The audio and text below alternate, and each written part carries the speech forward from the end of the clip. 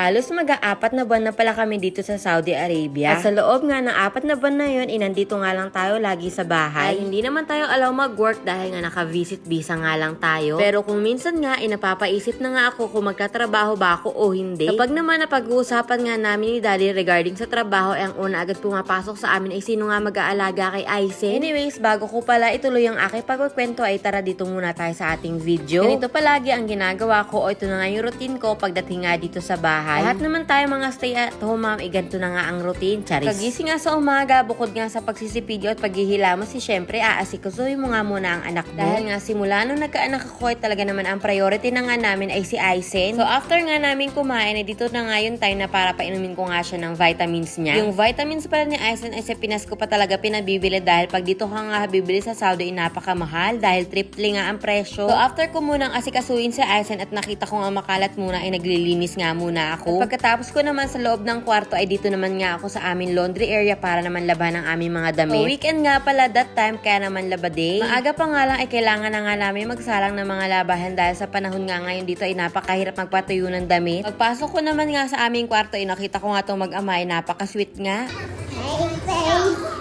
Oh, come on. Let's play. At kita nyo naman nga na maalam na nga maggaya itong maglaro si Aizen. Tsaka kapag hindi mo nga pinagbigyan itong batang to ay mag-iiyak nga to. Dito nga pala sa Saudi ay bihira ka talaga makakalabas kung makikipaglaro ka lang. Dahil hindi nga to tulad ng Pinas na nasa kapitbahay lang ang mga kalaro mo. Makakasama lang pala namin yung mga anak ng kaibigan namin kapag may gathering at dun yung time na maglalaro nga sila nila Aizen. Anyways, after pala namin maglaro is dun na yung time na papaliguan ko na nga si Aizen bago nga magtanghali. Talagang halos kalahati ng araw ko nga ay pag-aasikaso nga kay Aizen. At mabalik na nga tayo sa usapan kung magtatrabaho ba ako o hindi. Last time kasi may nagtanong nga sa aking mami na bakit hindi na lang daw ako mag-work at iwanan nga sa sitter si Aizen. Dahil alam nyo ba, pagdating nga dito sa Saudi Arabia, yung mga kapwa kabayan natin na may anak nga ay sa sitter nga iniiwanan yung mga anak nila kapag may trabaho sila. Kung tatanungin nyo naman kung gaano kamahal ang pagpapaalaga ng bata dito is around 800 riyals per month or around 11,200 pesos. Napakamahal naman talaga kung iisipin, pero kung dalawa nga kayo ng asawa mo nagtatrabaho dito ay okay na okay lang yan. Pero gaya nga ng sabi sa inyo, at this moment hindi pa nga namin napag-iisipan ni Daddy kung babalik nga ako sa work o hindi. Oo, nakakamiss naman talaga mag-work pero sa ngayon nga ay si Aizen nga muna ang aming priority at kailangan ko muna mag-sacrifice.